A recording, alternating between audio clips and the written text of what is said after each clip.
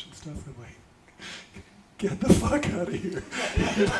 What are you doing? You are in the wrong room. Anyway, please turn it off and enjoy the break from the fire hose of hell and chaos that comes through that. Are we going, Sam?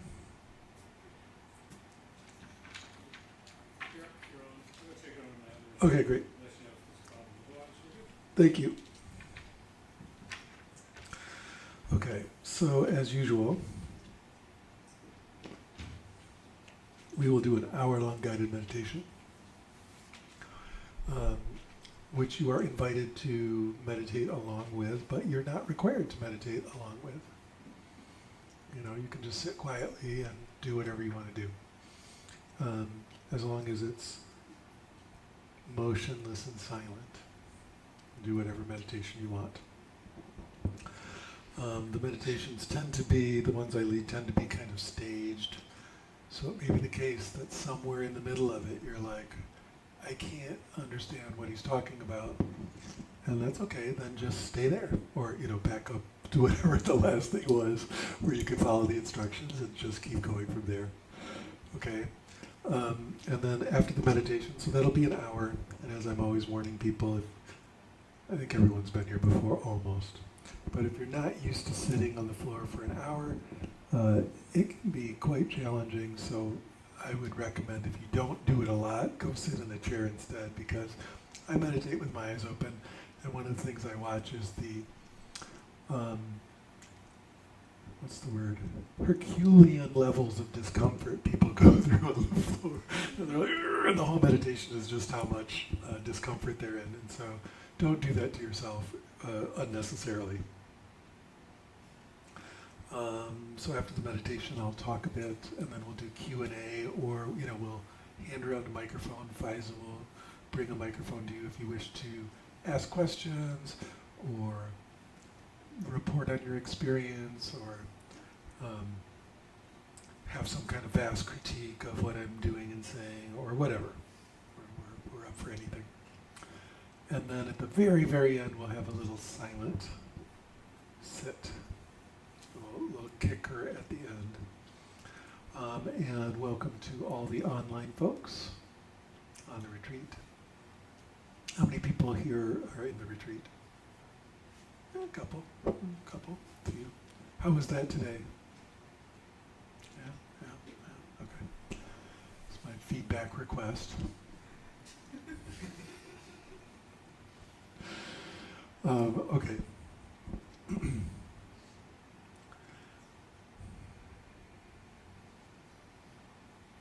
So let's begin by just remembering why we're even doing this. It's sort of an intention-setting moment. And I won't presume to set your intention. I don't know why you're doing this. But I'd like you to remember why you do this stuff. Just for a minute. And maybe you don't know, and maybe you're sitting there going, why do I even do this? That's a good question to ask yourself, even if you don't know the answer to. So just for a moment, introspect on your purpose in meditating.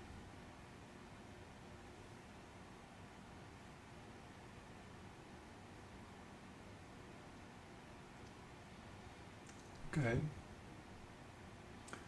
And then next, let's do a little bit of movement together.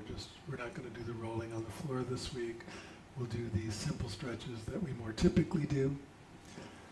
It's not as fun, I know, but still. So breathe in, opening your rib cage, and then just breathe there normally, but with that nice open rib cage.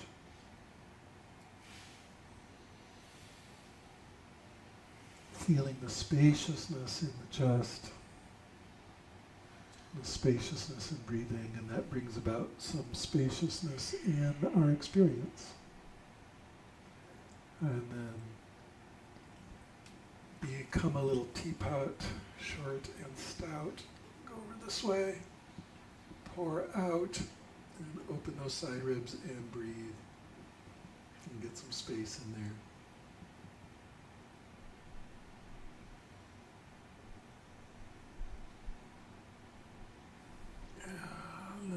other way. Remember, only do what you're comfortable with. Your body is your body. It's different than my body. So make this feel comfortable for you.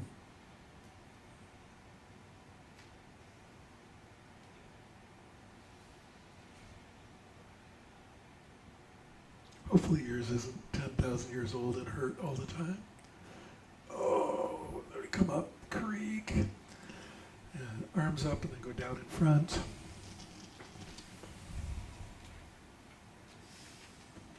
Opening up that lower back region. Continuing to breathe.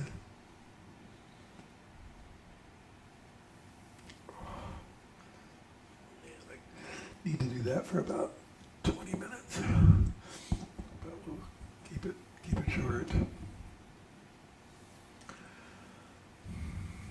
Coming back up, just settle for a minute. Do a little orientation. Orientation is important, so just look left. With your eyes open, look right. Look up. Look down. Your nervous system loves that. Next we're going to do some simhasana. So you guys know I like a very good simhasana. We need a high energy, excellent simhasana. So breathe in.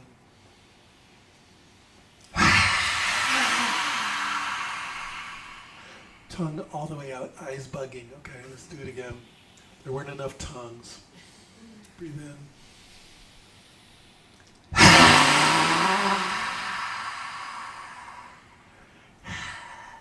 Very good.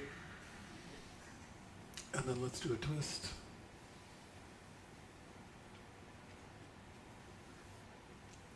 And the other way.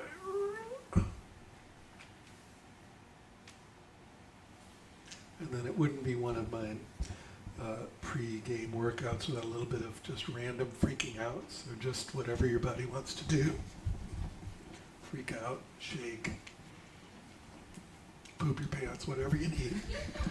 Just let go.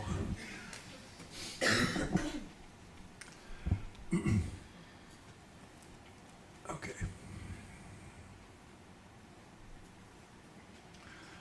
And then my favorite one is to just move a little bit. And, let your spine be supple, let your spine be loose, let your spine be really, really wiggly. And just, slowly let it get to a place where you can't tell whether you're wiggling any or not anymore.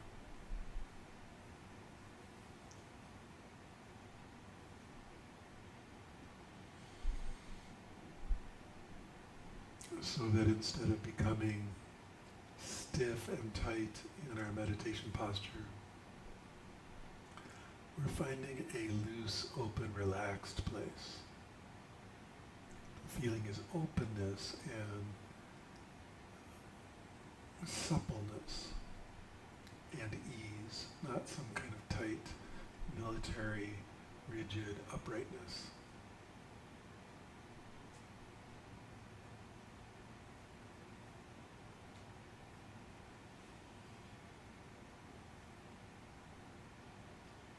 And then I invite you to just ask yourself, what's it like to be me right now? And then tune into that. What is it like to be you right now? And just feel into it.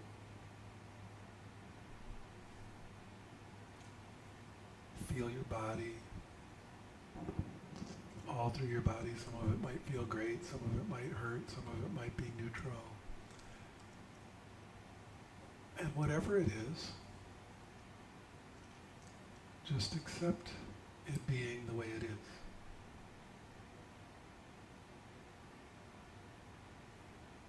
Just give it complete freedom to be the body that it is in this moment. And notice that might be kind of difficult.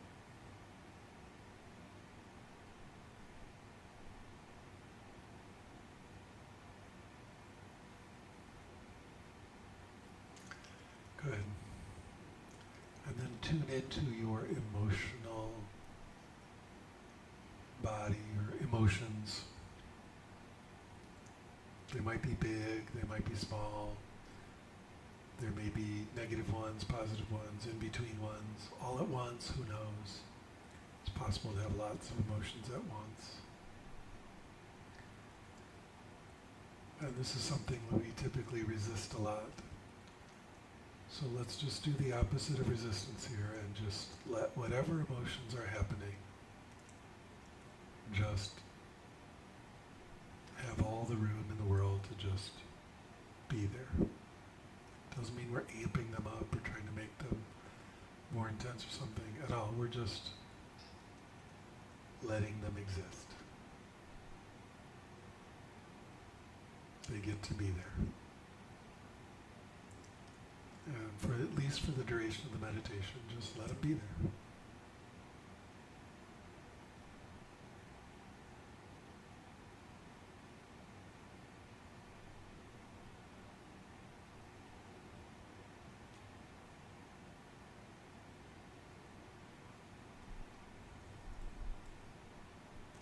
And be aware. Actually feel them.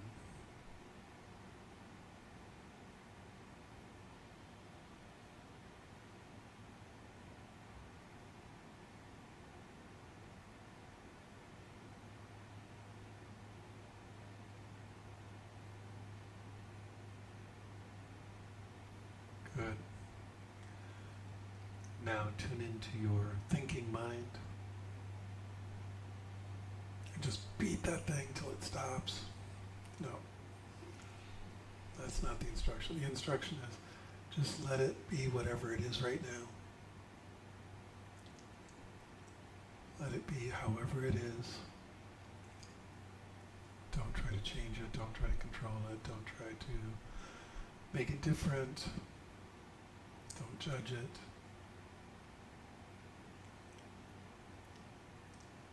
Just let it be there. Just the way it is.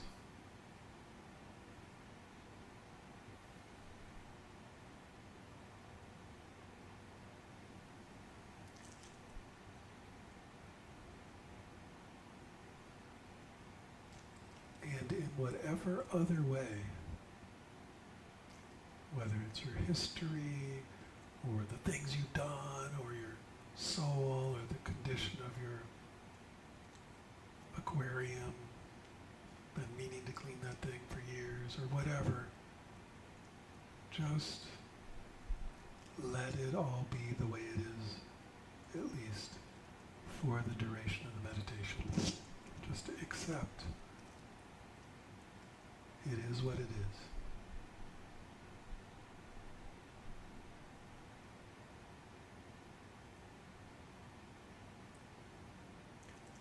And I invite you to open up to the possibility that your most enlightened self might be just like this.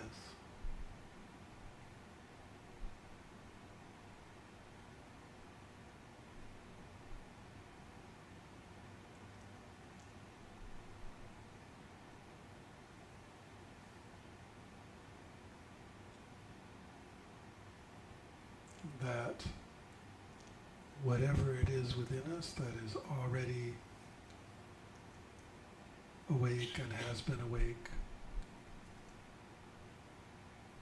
since primordial time, since before the beginning,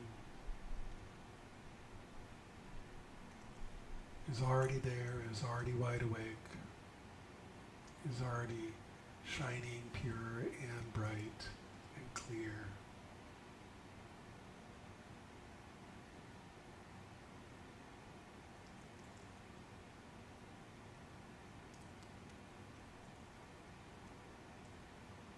Utterly unsullied, indestructible, perfectly pure, already.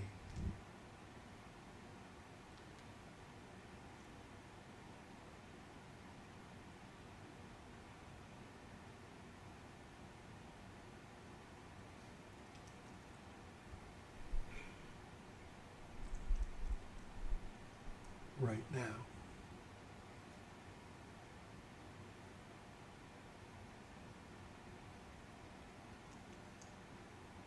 And that may be all our efforts in our meditation practice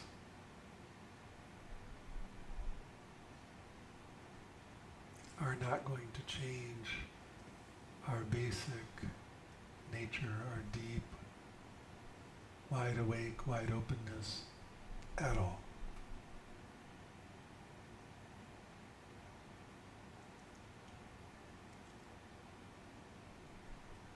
But are mainly about just helping us to recognize that it's already there and it's always been there.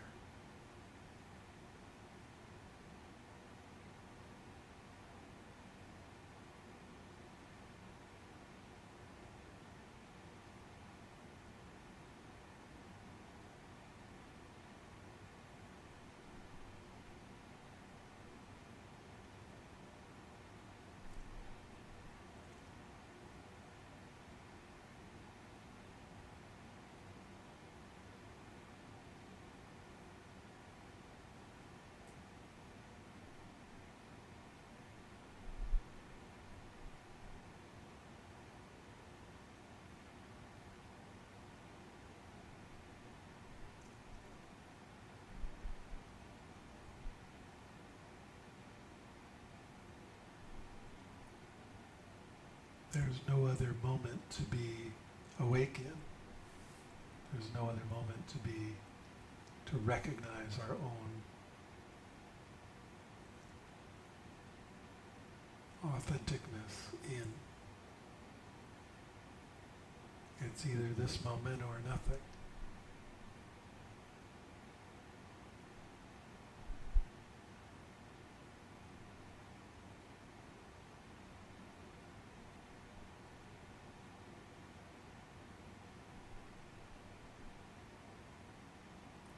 You can't recognize it in a future moment or hearken back to some past recognition. It's either here, right now, or not.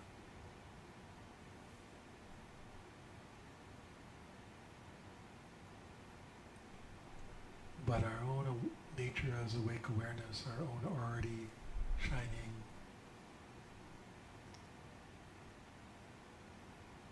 thusness is here either way in this moment.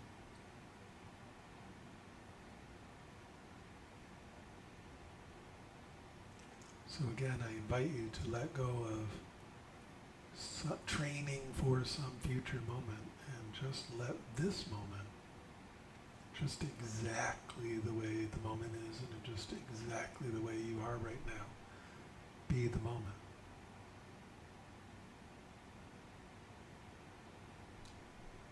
It's right here.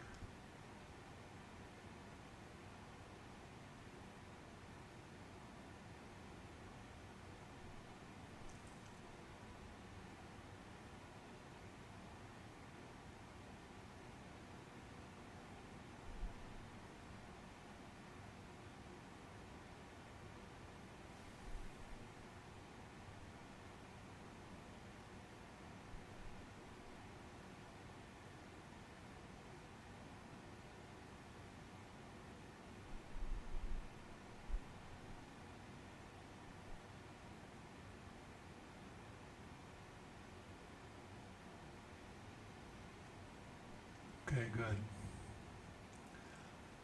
Now, as usual,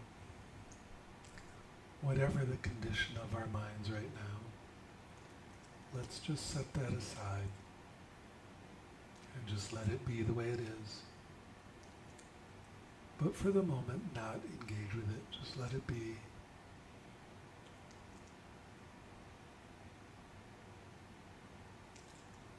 And instead, outside of thinking, just come into actual presence in the space of awakeness.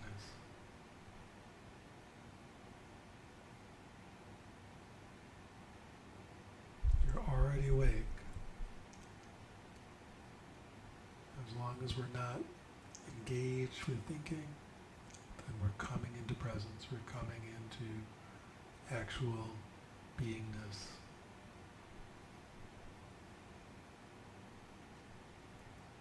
So just set all that aside, again, not trying to change it or control it, we're just not engaging. And just be awake right here, right now, in the simplest possible way. No technique, just be present.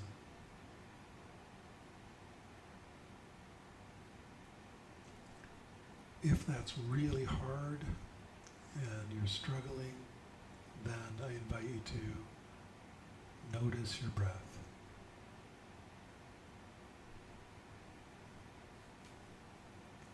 The wave of the breath comes and goes, gives you a little something to kind of hold on to and to help you come back into presence.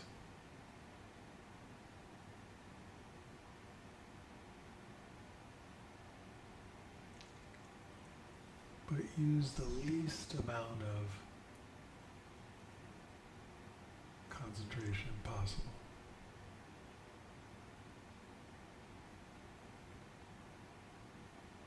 And just otherwise rest in simplicity and openness, just being present outside of the thinking mind.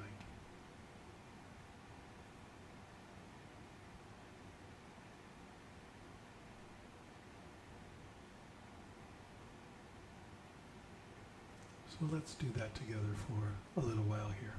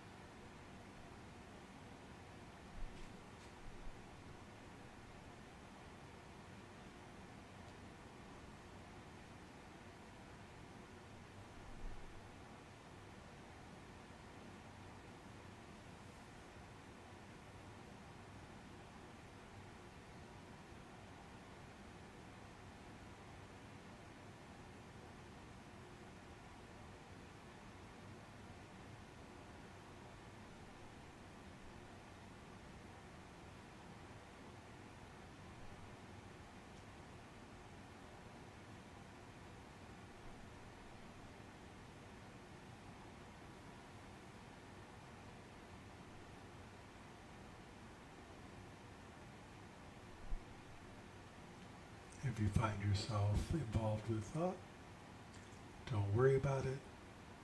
That's just more thought. Just let go of it. Come back to simply sitting in openness in this moment, just the way you are, just exactly the way you are. Just awake to this moment. There's really nothing to focus on in particular. So you can use your breath to help you stay present if needed. But this isn't a concentration exercise, really.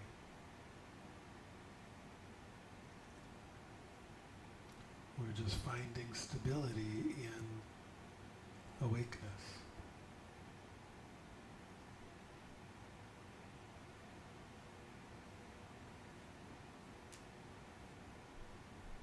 Stability and openness and presence,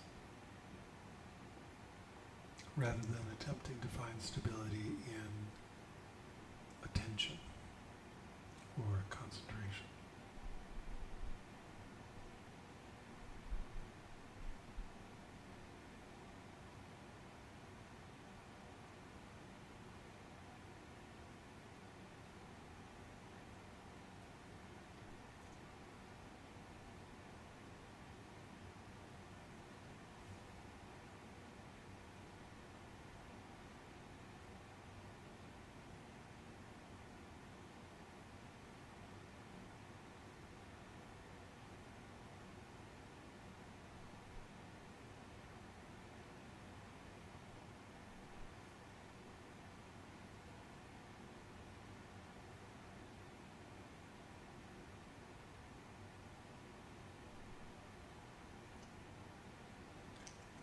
Are you present right now? Just notice.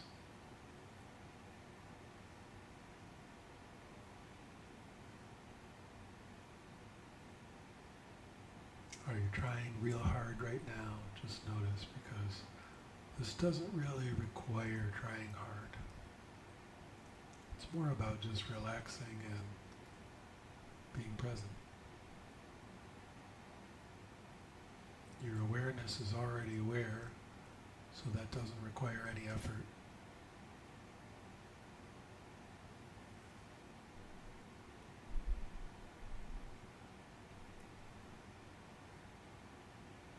We're just sitting at ease, being present, and if we get distracted into thinking, we just come back. That's it.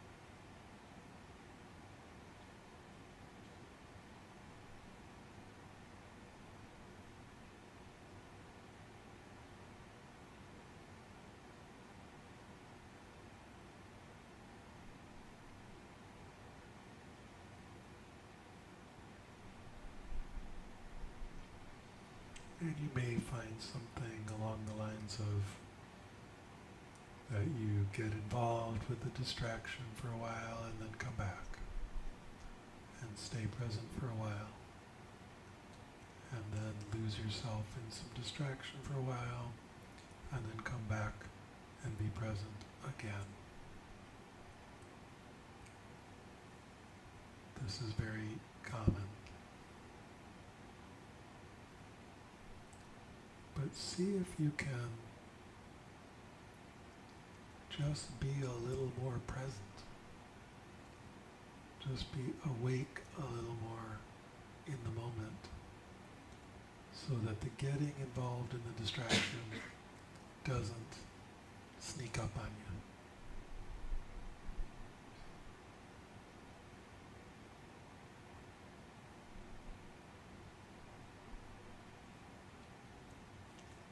Present enough, you're awake enough in the moment that it doesn't sneak up on you.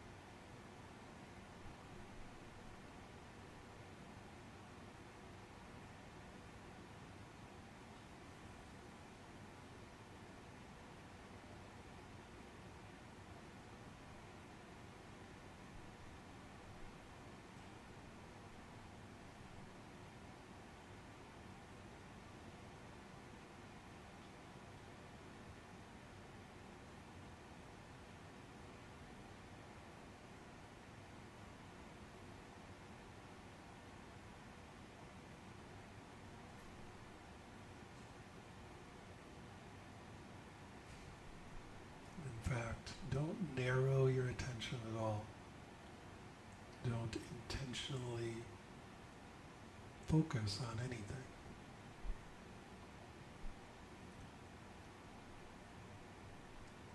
Again, if you need to, you can have a tiny focus on the breath, but no problem.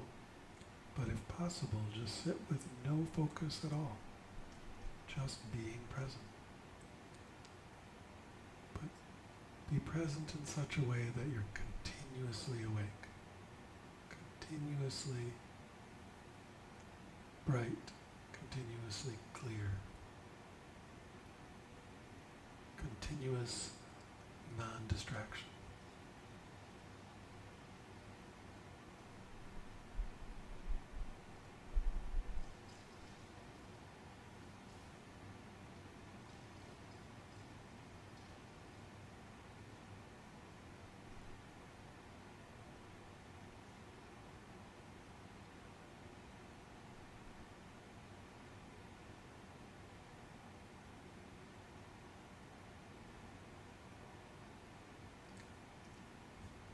And it's not non-distraction from a meditation object, it's non-distraction from presence.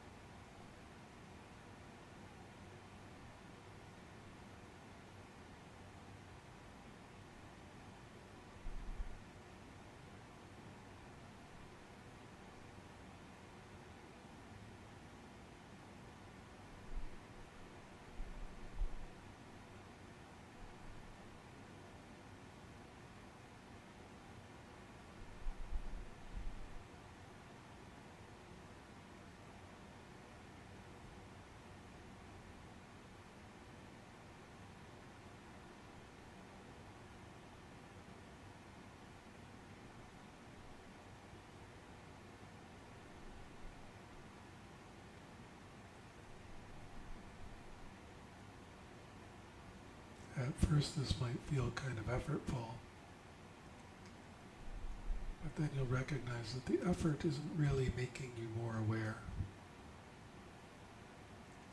And so you start to feel into how you can be very relaxed with this, but still quite clear, awareness luminous and bright and shining and clear.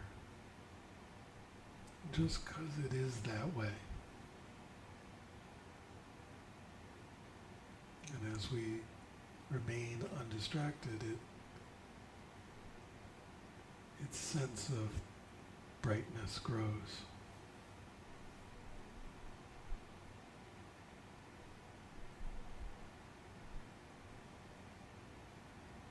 Because there is a dulling effect to the distraction.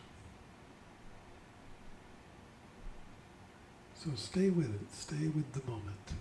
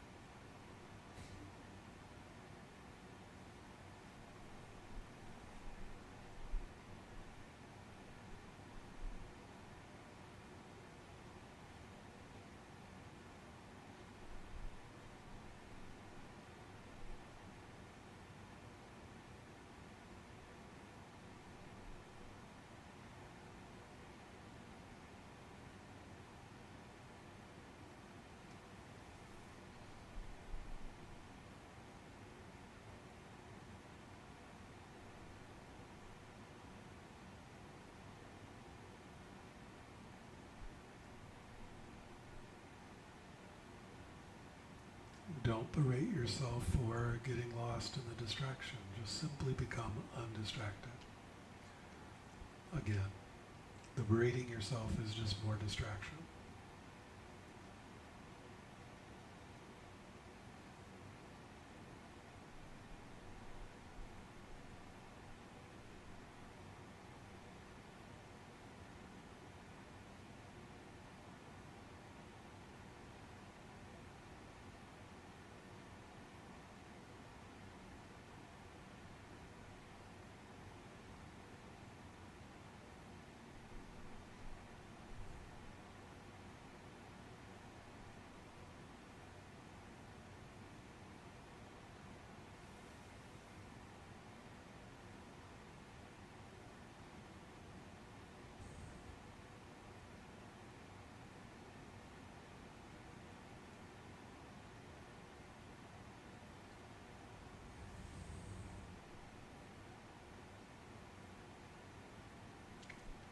if for whatever reason this is not that challenging,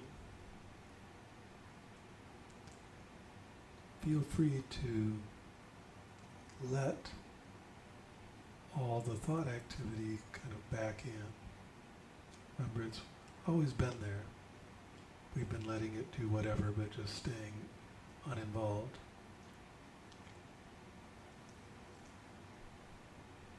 But you can allow it back into sort of more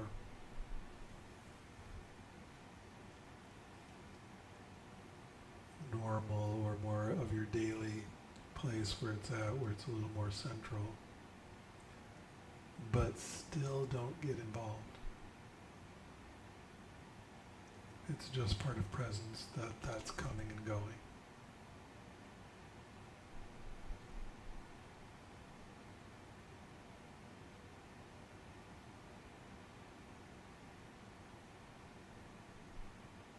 We're not trying to control it or stop it or get away from it. There it is. It gets to be there just the way it is. Remember, this whole meditation, we get to be just the way we are. We're not trying to live in some future moment.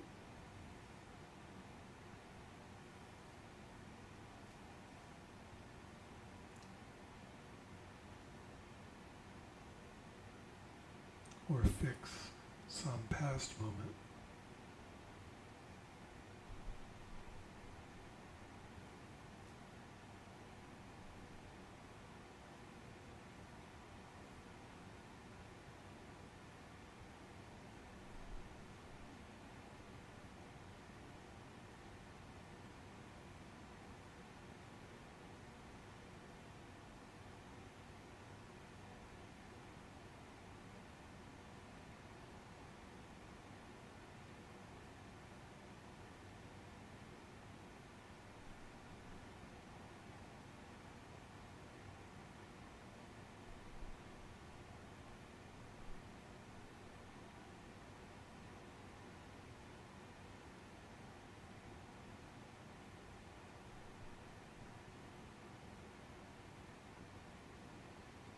And if that's too hard, that's okay. You can set that down again, set those thoughts down again, and just come back to being present, simply sort of beside them.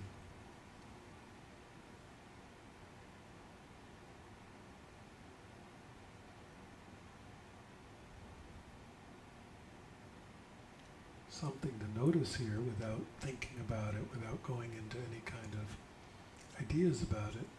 Just notice the resistance to being simply present.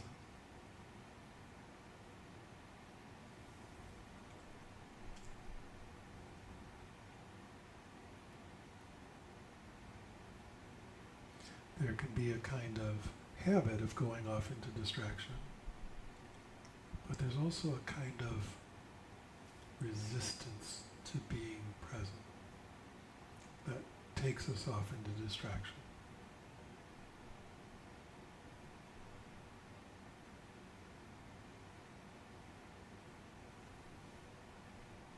That gets to be there. Don't try to make that go away or anything, but just see if you can relax and be present anyway.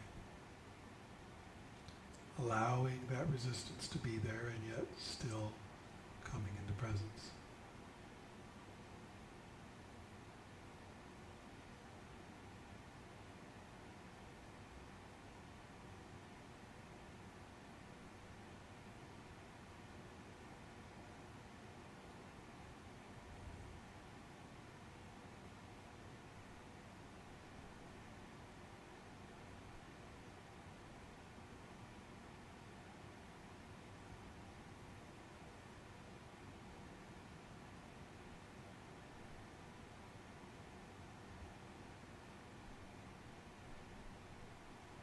There's no need to stare or fixate.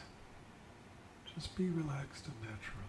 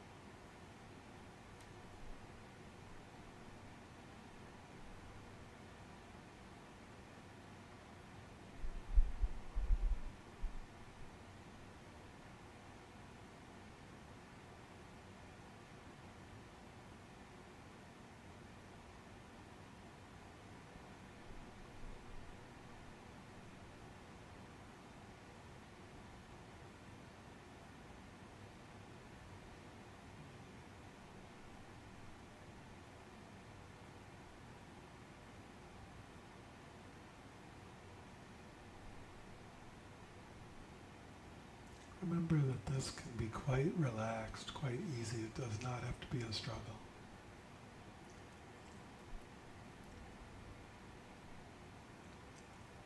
As many of the traditional teachers say, just give your tired, weary, burnt out mind a rest. Just let it just relax, and instead just be present. Don't make this a grim chore or some kind of Sisyphusian task. Just relax and be present.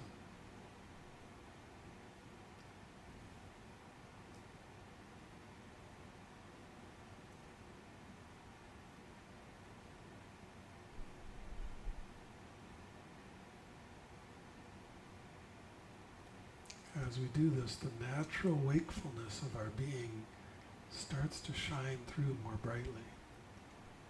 And the awakeness becomes easier and easier because that is our actual nature. Our deep nature is awakeness, wide awake.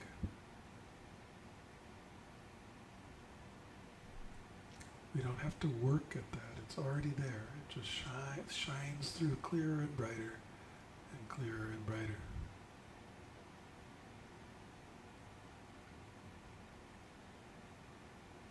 So give your tired mind a rest. And just be.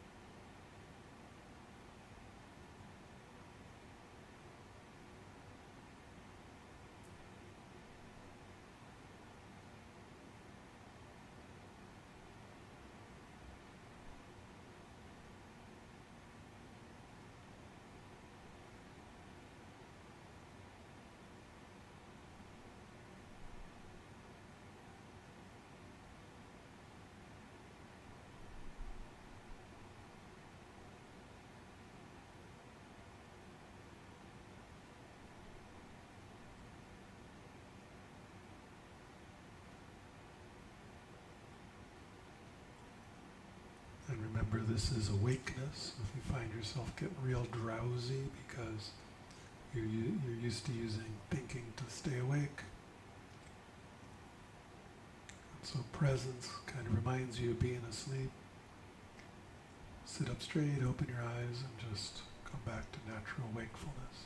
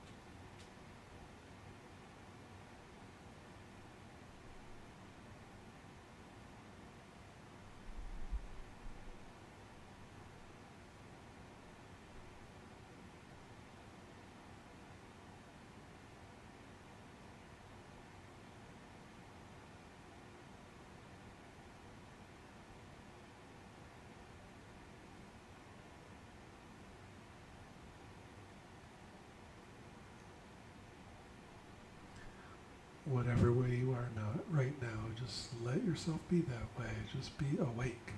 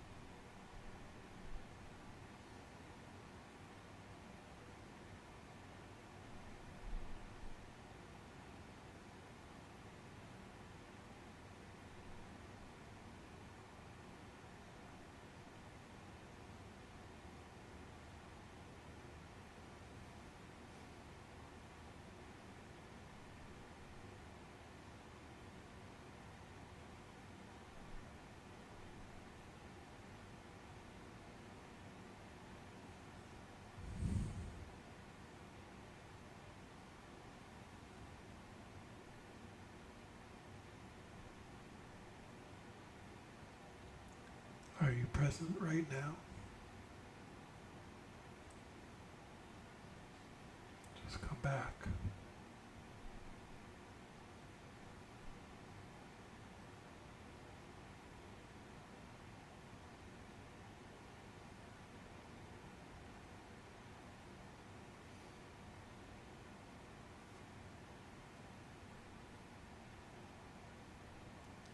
Maybe your body doesn't feel that great, or maybe your emotions are difficult, or your mind is filled with difficult thoughts. But the awakeness is not harmed by any of that.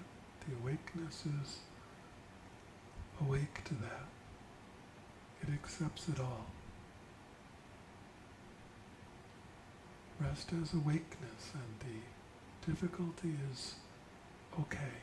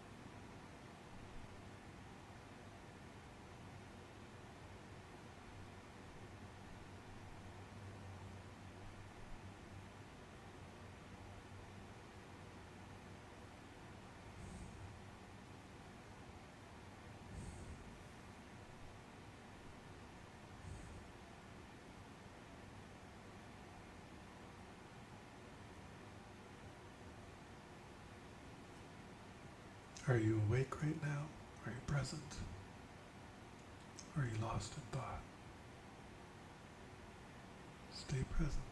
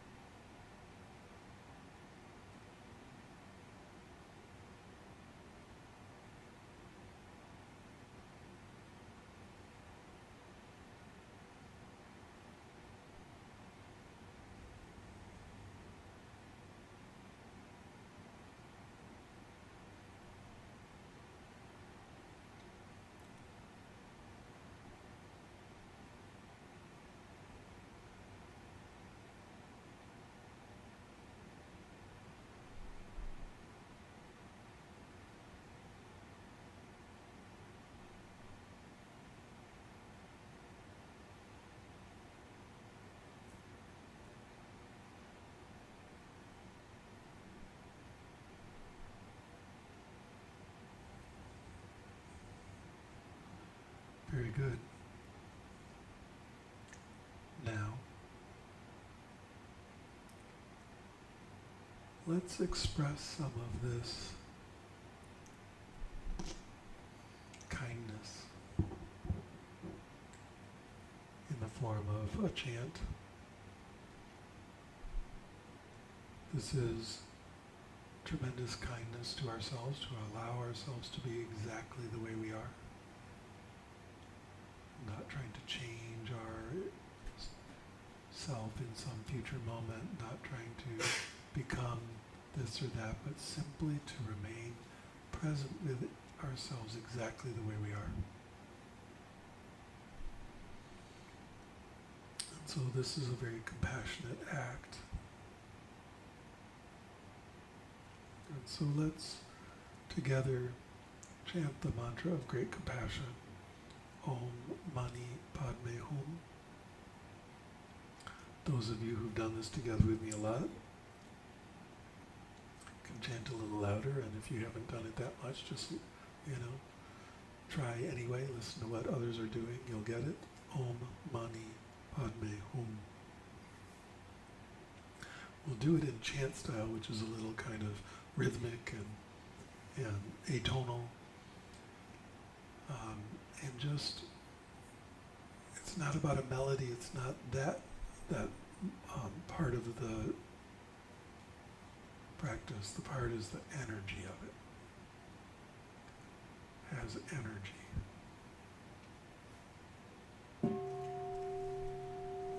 Om Mani Padme Hum, Om Mani Padme Hum, Om Mani Padme Hum, Om Mani Padme Hum, Om Mani Padme Hum, Mani Padme Hum, Om Mani Padme Hum, Om Mani Padme Hum, Om Mani Padme Hum, Om Mani Padme Hum, Om Mani Hum, Om Mani Padme Hum, Om Mani Padme Hum, Om Mani Padme Hum, Om Mani Padme Hum, Om Mani Padme Hum, Om Mani Padme Hum, Om Mani Padme Hum, Om Mani Padme Hum, Om Mani Padme Hum, Om Mani Padme Hum, Om Mani Padme Hum, Om Mani Padme Hum, Om Mani Padme Hum, Mani Padme Hum, Om Mani Padme Hum, Om Mani Padme Hum, Om Mani Padme Hum,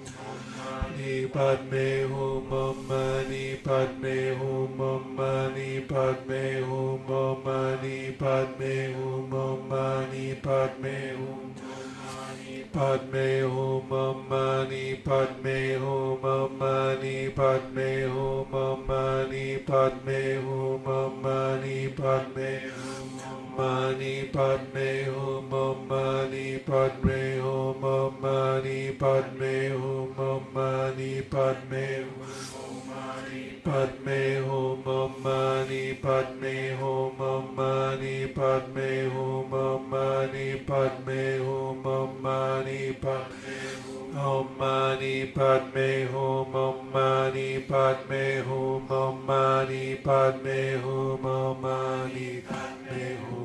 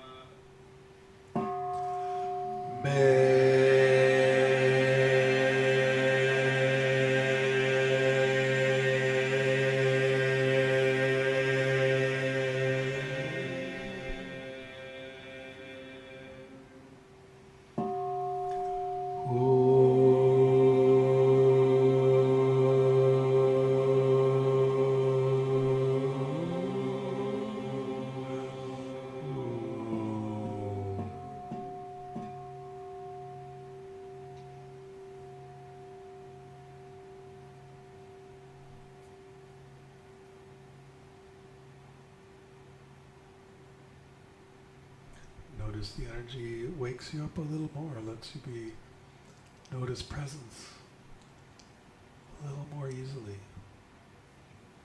It's uplifting.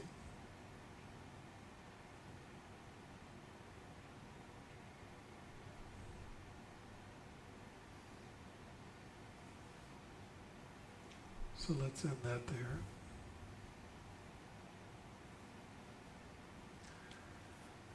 we'll switch to me talking a bit, but notice nothing has changed. We can still be just as present, just as non-distracted, while sitting here listening, right? It's just the same thing. It's a little harder because now we're talking, I'm talking more, and it's ideas, and the ideas, you listen to the content and maybe have thoughts about it, and all that's fine, right? But even with that, just practice staying present, practice being awake for it.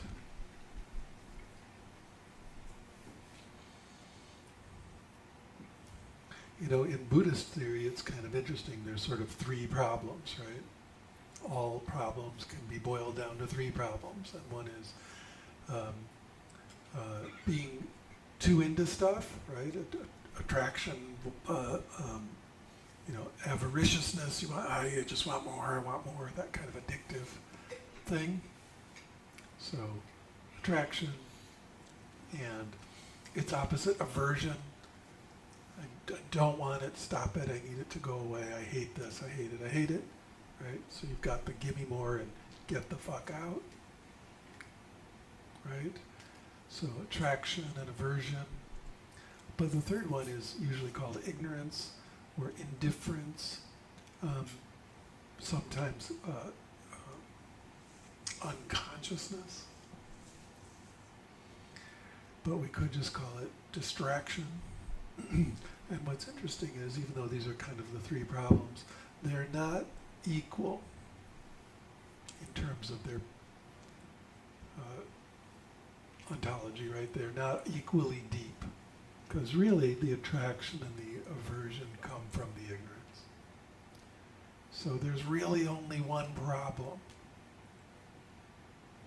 like literally one problem, and that's usually called ignorance, but we could equally call it distraction.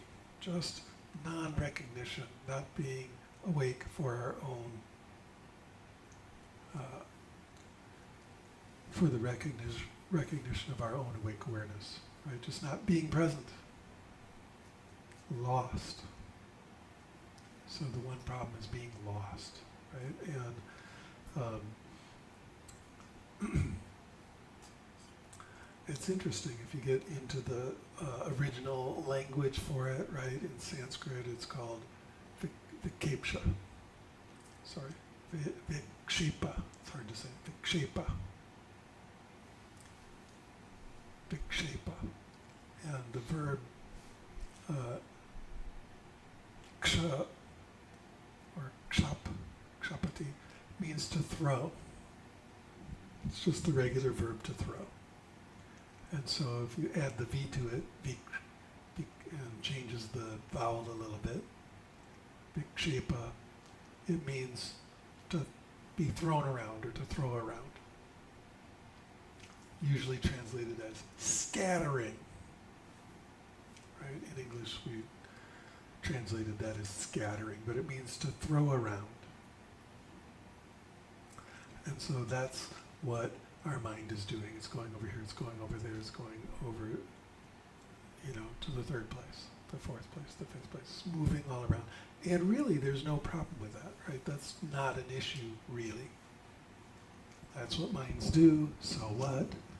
There's a lot of interesting things in the world. Fine.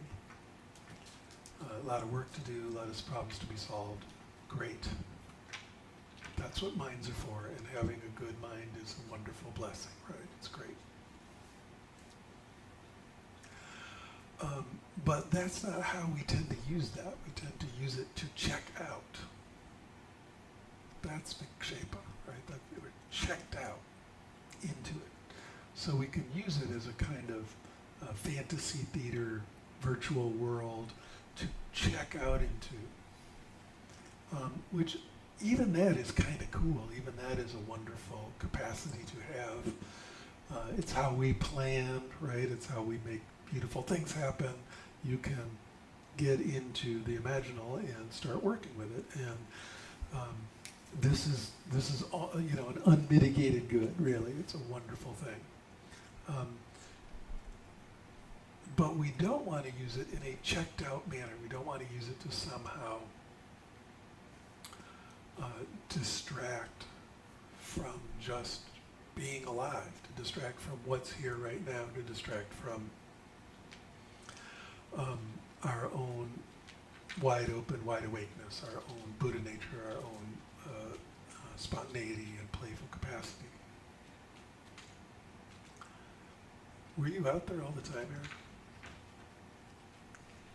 It's like I didn't miss him sitting in here, did I? No, he was out there, okay. Welcome. Welcome. And this urge to check out, you may have noticed, is extremely deep. It's not a minor thing. It's not just that it's the only problem, it's the deep problem, right? It's like way in there. And it's not just like, oh, I have decided, let me know if this works for you. Just decide to be undistracted.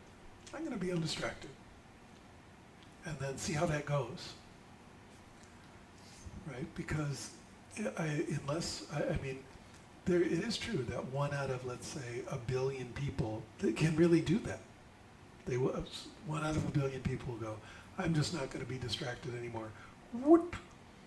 And, you know, they're enlightened. They're just wide awake continuously. But unless you are one of those, then you're probably like the rest of us, like me, where it's like really, really strong urge to check the fuck out. I'd almost rather be anywhere but here kind of feeling, right? And is there a lot. And it might not be gnarly, but it's still persistent.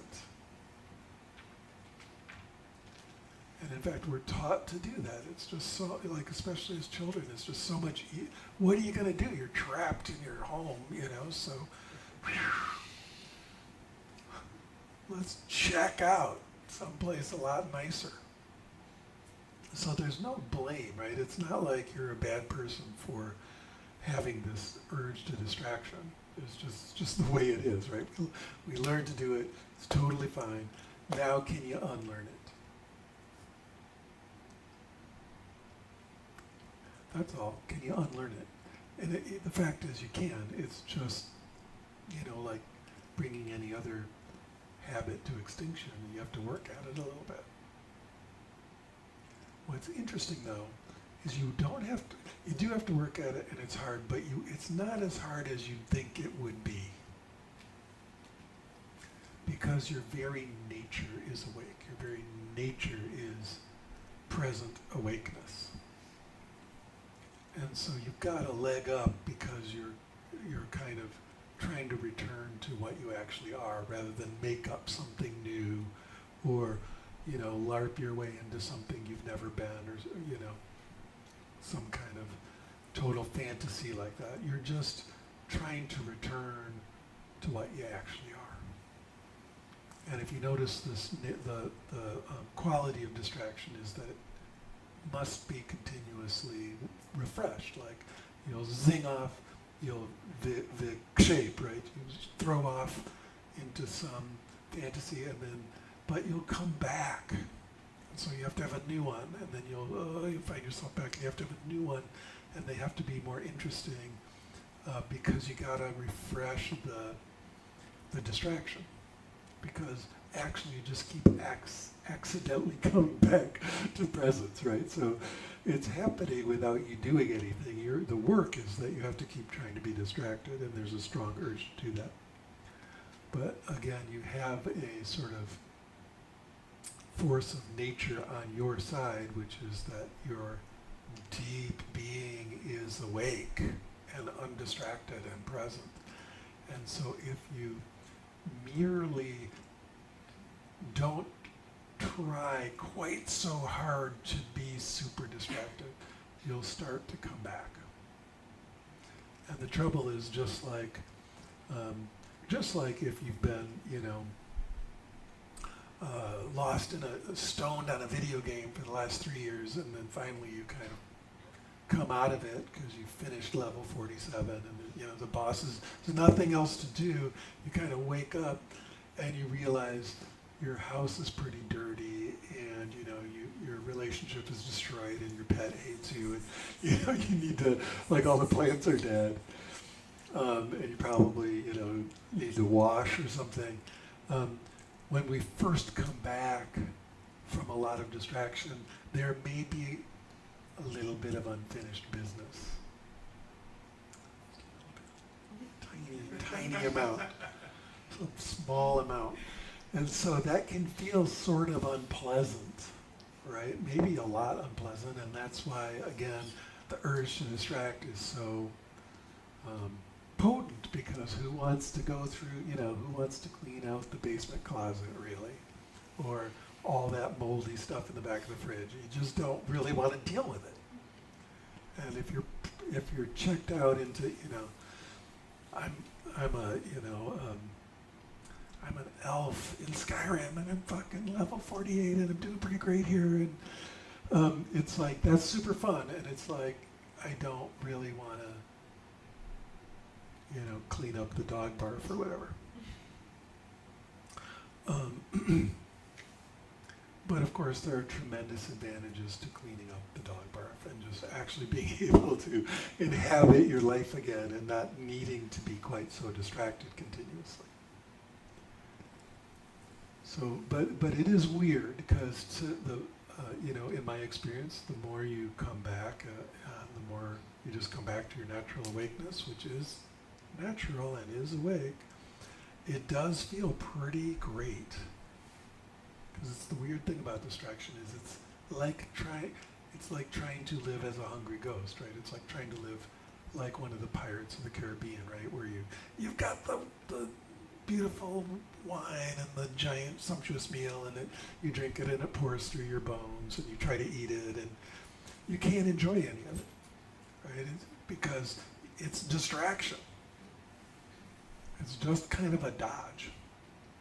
And so it's got a certain kind of addictive yumminess to it. Like, I'll just use this horrible image, like a dog chewing glass, right? So the dog chews the glass and it thinks it's so delicious because it tastes like blood, right?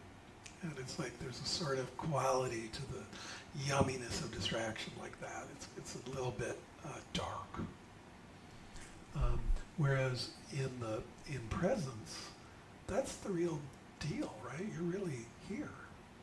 And it's filled with spontaneity and play and brightness and like actual nutrients and connection and stuff like love and beauty.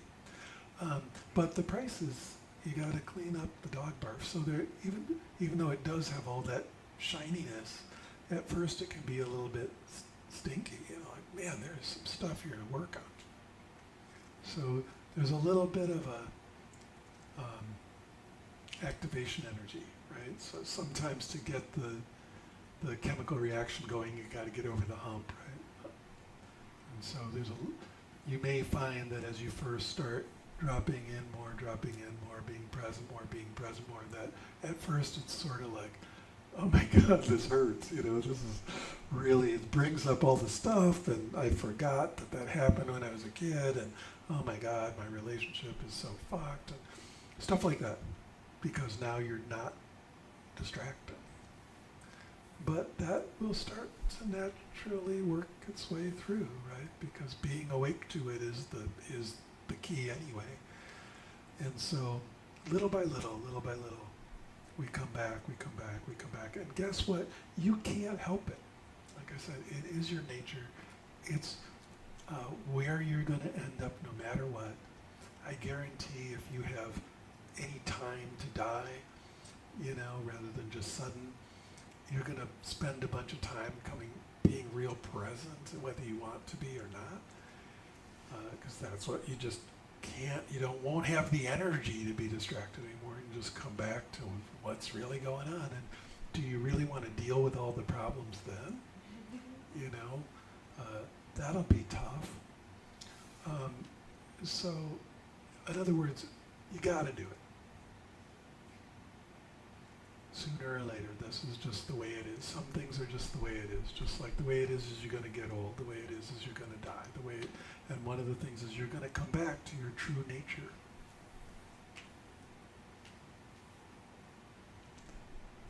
And, that's the most wonderful possible thing. Okay? It's the most, but you're going to perhaps resist it a little bit. And, maybe if you are into the past lives thing, maybe you've been resisting it for thousands of lifetimes. But you're sitting in this room being, awake to what's going on for hours at a time. So you're done with that now. Or if you're of more of the bent of mind of, evolution, you can say that all your ancestors trained in this distraction, but now here you are sitting in a room working on being non-distracted, so too late. Right? You're going to wake up. You're going to wake up, and I guarantee it will be the best thing that ever happened to you, and not just in like a take your medicine kind of way, but in a really beautiful, open, powerful, empowering, joyous, spontaneous, playful way. Because that's the crazy thing. It's really alive. Distraction is quite dead. Whereas presence is really awake. It's alive. It's scintillating. It's vibrating. It's fun. But it's also, real. So, that's what I have to say about that. Let's see what you guys have to say about stuff. Faiza here has a microphone. She's going to bring around to you.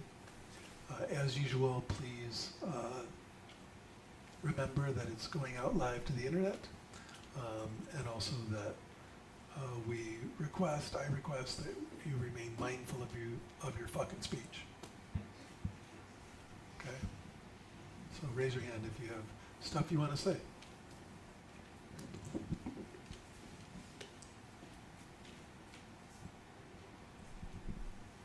Hi, Michael. Hey, Hank. How's it going, Hank? It's going well. Thank you for a great meditation and a great talk.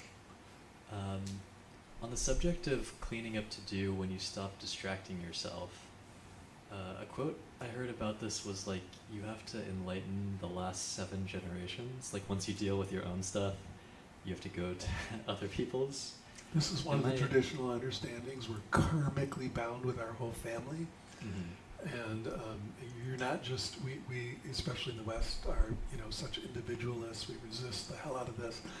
But at least traditionally, it's like, no, your, cousins and parents and grandparents, it's all kind of a big mangrove clump. And as you wake up, it's going to wake up everyone. I guess that makes it seem like the strategy of like not being undistracted and cleaning up, you shouldn't hold out on that. Like there's a bit too much cleaning up to do. Is there another way? I'm not sure what you're asking, but I'll just say, I'll respond in this way, which is, your nature is awake, everybody's nature is awake, so it's less hard than you think, right? I know that we're really good at focusing on what a just total catastrophe our family histories tend to be, but no matter how bad that is, the wakefulness is still more awake and can heal anything. Okay, so don't kind of clumpify and crystallize and reify the final boss of your family history as being such a big deal. Okay, that's helpful. Thank you. Yep.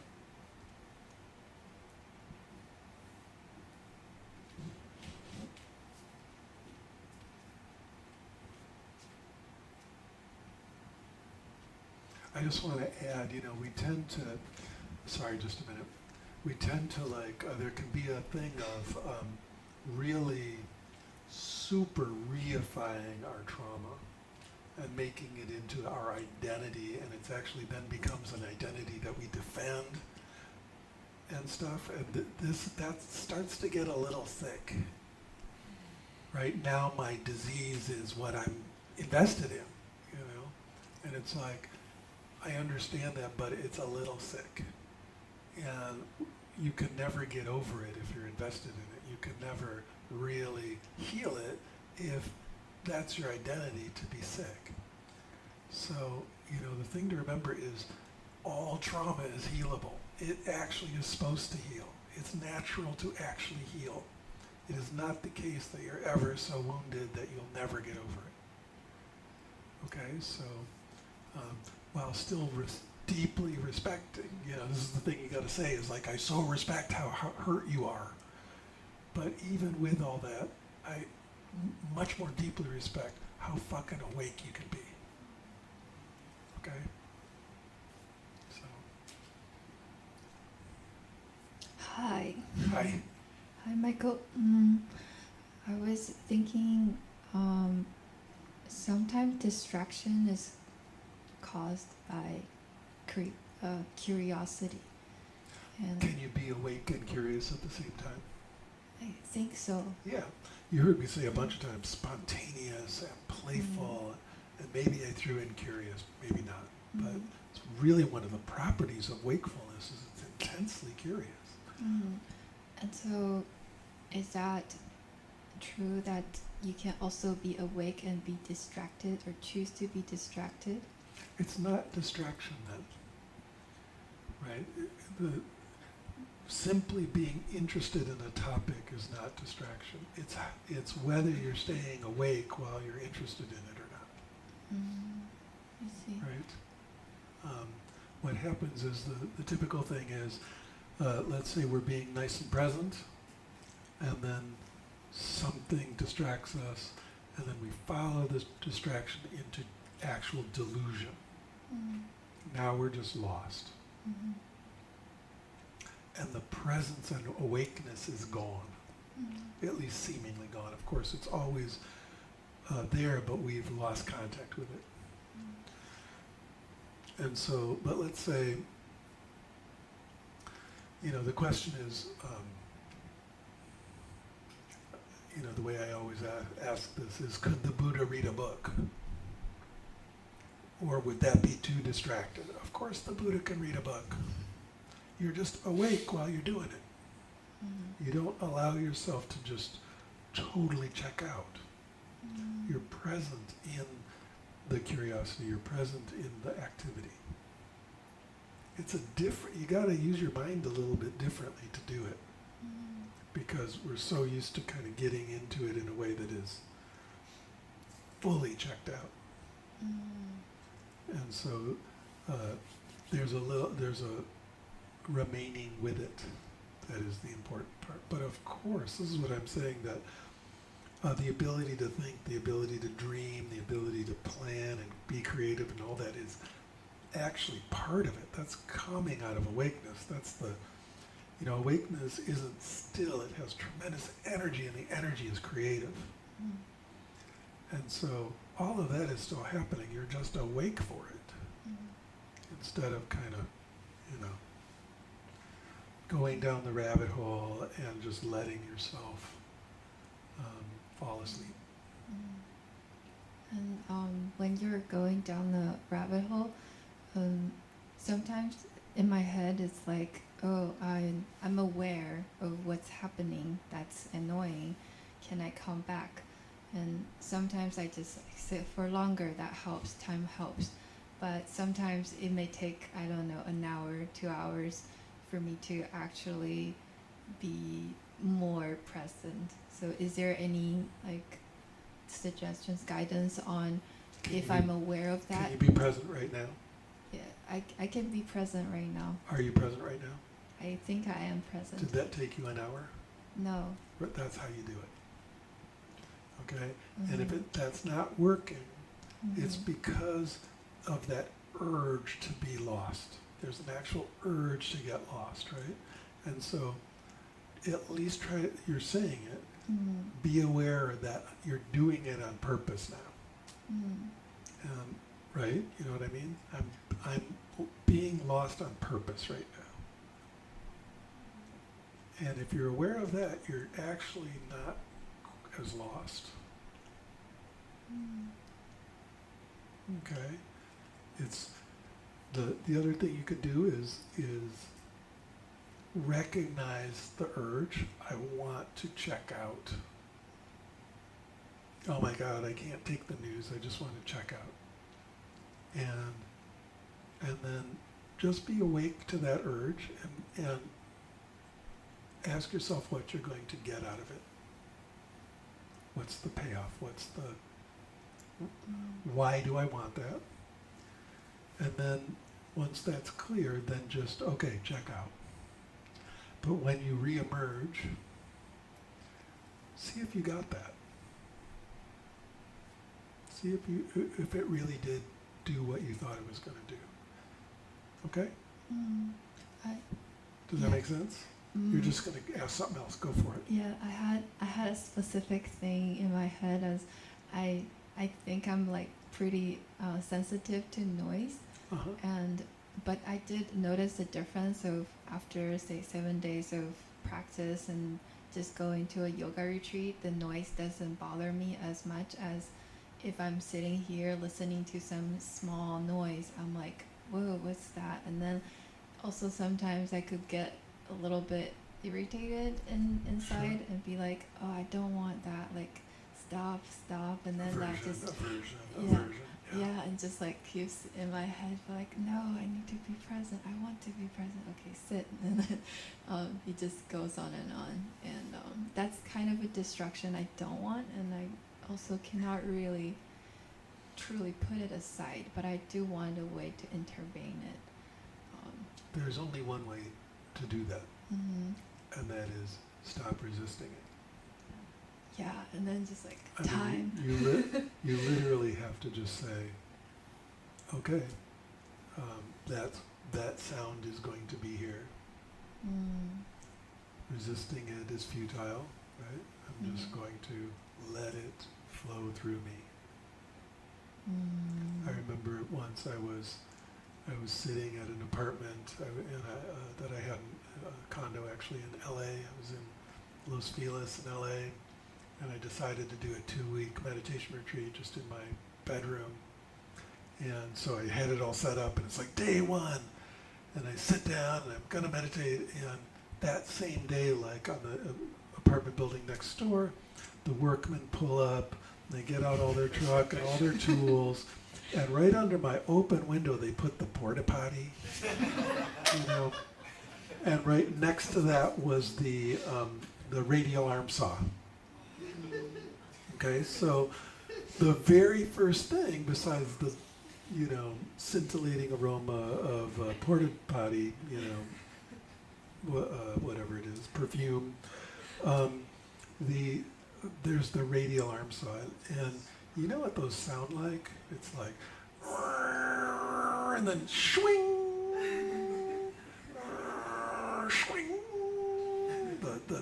The blade rings like a bell, and it was loud, really loud.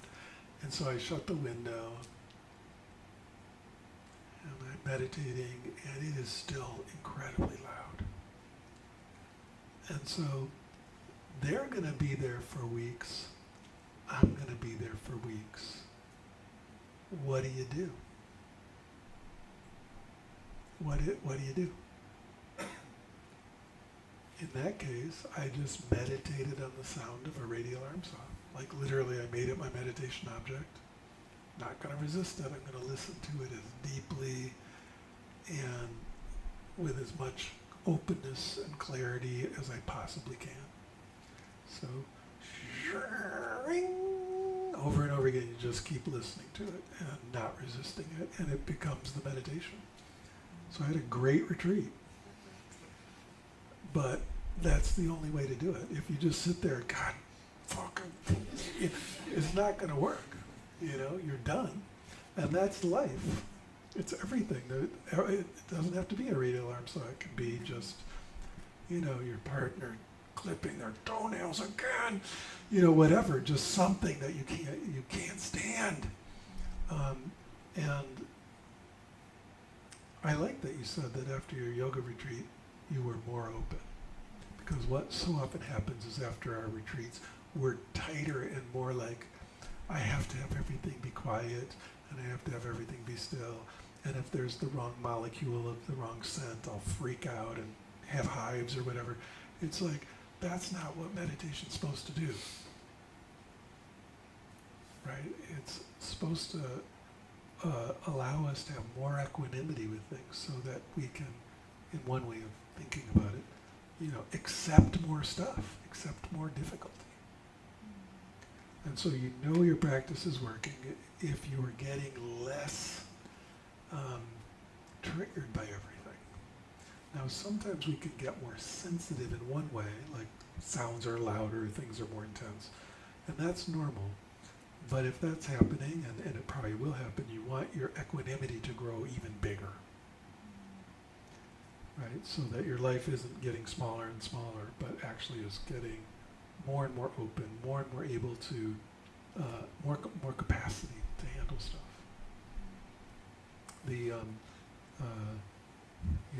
I visited the Richie Davidson's lab at University of Wisconsin-Madison, and we were talking, and I don't think they published this anywhere. This is just me remembering a talk I had with them, which was that they had observed anecdotally by doing decades of research on meditators that there were two kinds of meditators. And this was a joke around the lab, but it was a joke based on what they had seen, which is, it was like, instead of one normal curve, it was two normal, like, split into two groups. It was meditators who nothing bothered and meditators that everything bothered. And to get set up in a lab like that, like you're in an fMRI and it's like you got to have this adjusted and that adjusted and the thing adjusted and the lights and the temperature and the sound and so, they had just noticed some of the meditators were like, I'm good. And others were like, oh my God, the light is too bright. Oh, the sound. Oh yeah, there's like a crinkle in the mat under me, like that sort of thing. Everything is wrong all the time. And that those were the two big groups. And you see that, like, cultivating, especially the American or Western way of cultivating mindfulness of sensations really sharply. If you don't do that and simultaneously cultivate equanimity, you get this hypersensitivity that's really actually kind of unhelpful. It's not making your life better. It's making you more bothered by everything. Whereas if you're doing it, what I would call correctly, you're building in a lot of equanimity so that as the sensitivity rises, your ability to handle stuff rises.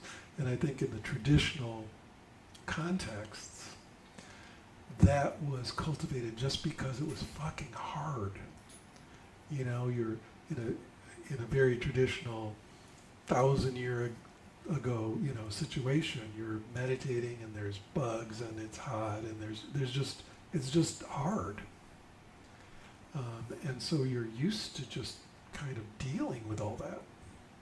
And so the equanimity naturally grows, whereas out of compassion and out of the right kind of motivation, we make meditation retreats so gentle that we actually are building this kind of super sensitivity without the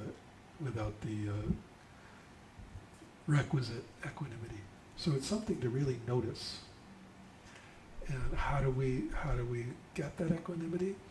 Well, it doesn't have to be bugs and heat and dysentery. It can be all of which is traditional. It can just be how all the feelings you're having, right? Oh my God, my childhood. Oh my God, this. Oh my God, that. And it's coming up, and it's really intense. Okay, working with that is its own austerity. So we don't It's not like, oh, I dream of the days when we could, you know, freeze to death while simultaneously having dysentery as a retreat. Those were the days, you know, and those are the real meditators, and we had to break through the ice and plunge our, you know, that kind of stuff. You don't have to do that, because your own emotional distress will do that. You know, that's enough if you really sit with it instead of trying to avoid. Okay? So, Thank you so much. thanks for your question. All right, we went way over. Thanks, Faiza, for your skillful microphone help. Let's have 5 minutes of silent, blissful silence without a radio alarm, so I hope. Together.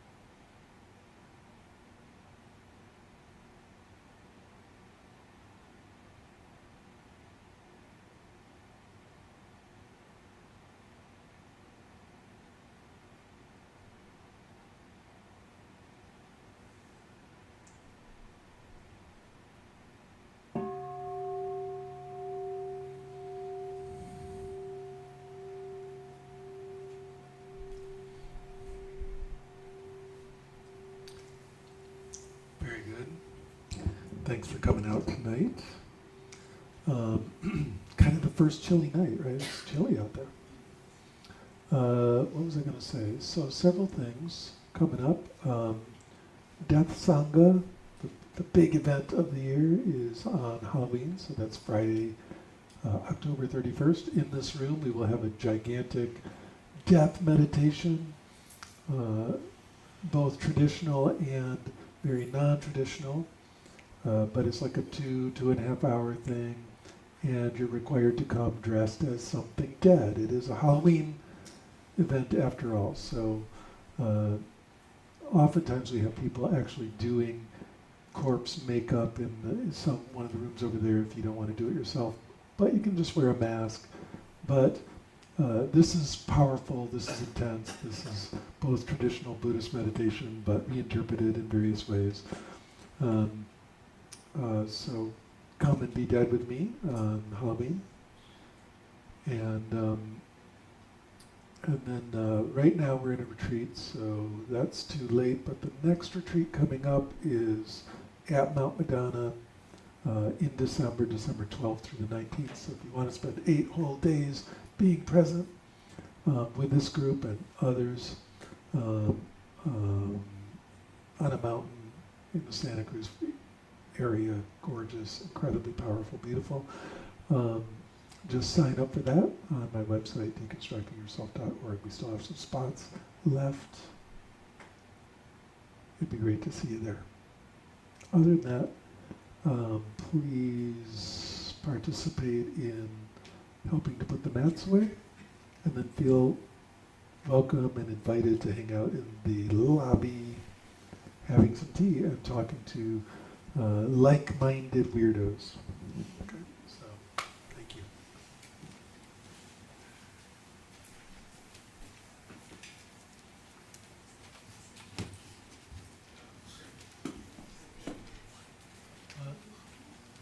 I know. I really want to insist that it's a failure. I should get off my high horse.